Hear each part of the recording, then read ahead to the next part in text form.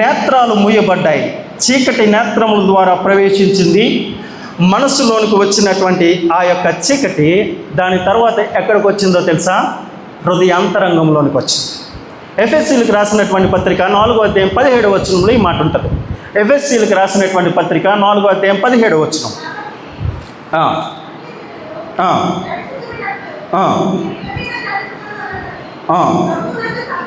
వారైతే అంధకారమైన మనస్సు గలవారై వారు తమ హృదయము కాఠిన్యం వలన తమలోనున్న అజ్ఞానము చేత దేవుని వలన కలుగు జీవంలో నుండి వేరుపరచబడిన వారై అనే మాట రాస్తూ ఉన్నాడు. ఇంకొక మాట కూడా చదవండి. రోమియోలకు రాసినటువంటి పత్రిక 1వ అధ్యాయం 22వ వచనం. రోమియోలకు రాసినటువంటి పత్రిక 1వ అధ్యాయం 22వ వచనం.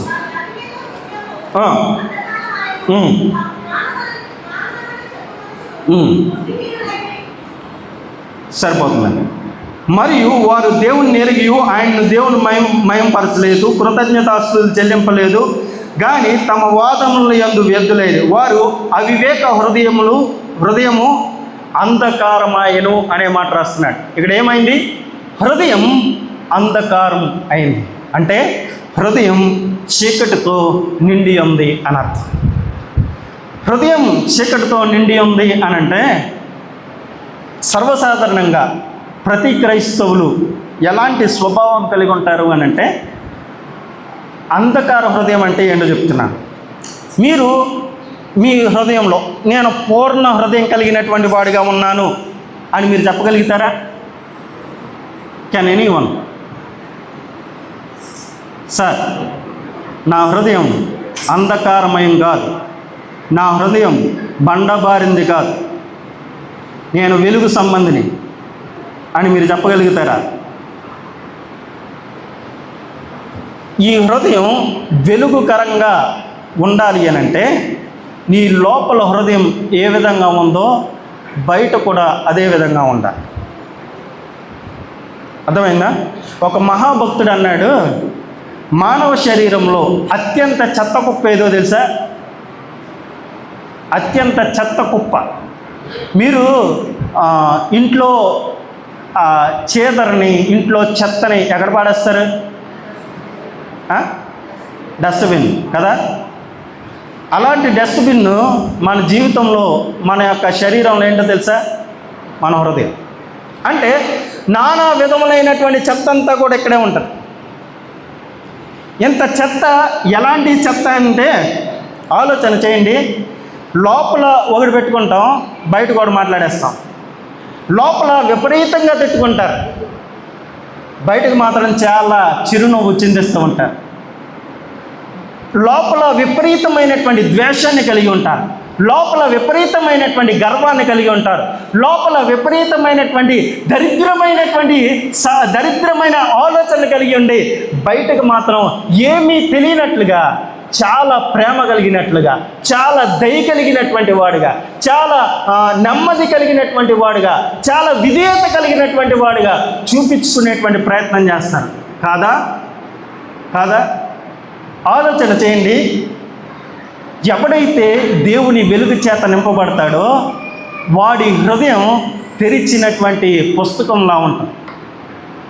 ఎవరైతే వెలుగు సంబంధులో వాడి యొక్క హృదయం అంట తెరిచిన పుస్తకంలా ఉంటుందంట.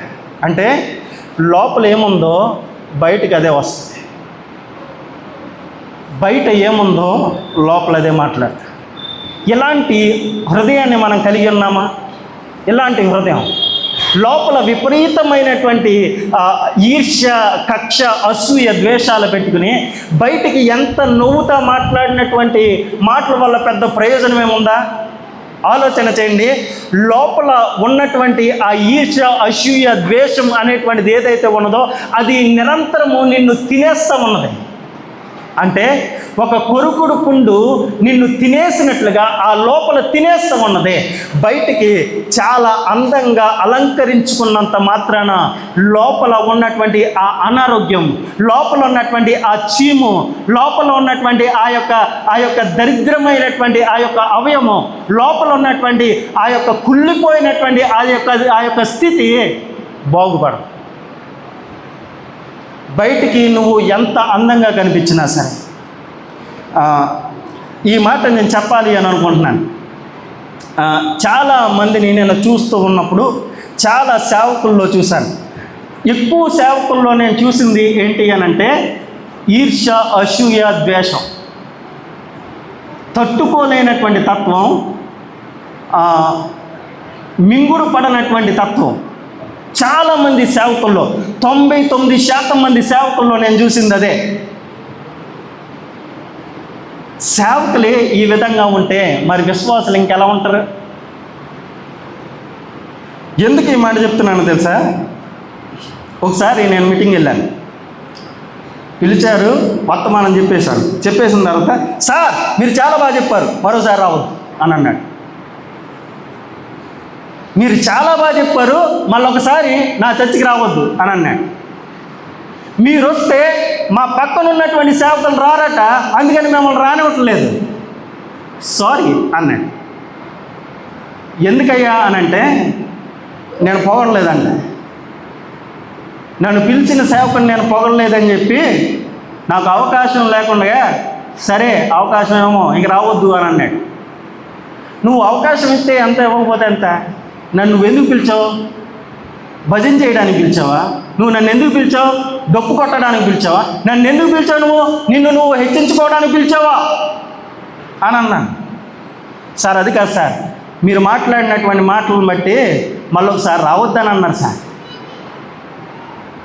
చూడండి ఎంత ఈర్ష్య, అసూయ స్వభావం కలిగినటువంటి వాళ్ళు. ఇలాంటి సమాజంలో ఇలాంటి సేవకుల మధ్య ఉన్నప్పుడు నాకు ఒక గొప్ప సేవకుడు కనిపించాడు. ఆయన ఎలాంటి వాడు అని అంటే, ఆయన చాలా ఉన్నతమైనటువంటి విద్యావంతుడు, ఉన్నతమైనటువంటి స్థితిగతుల్లో ఉన్నటువంటి వాడు, బాగా ఆస్తిపరుడు, బాగా సంపాదించినటువంటి వాడు. ఒక 3-4 సంవత్సరాల క్రితం నాకు పరిచయం అయినటువంటి గొప్ప దైవజనుడు. నేను స్ఫూర్తి పొందినటువంటి దైవజనుల్లో ఆయన ఒక దైవజనుడు అనమాట.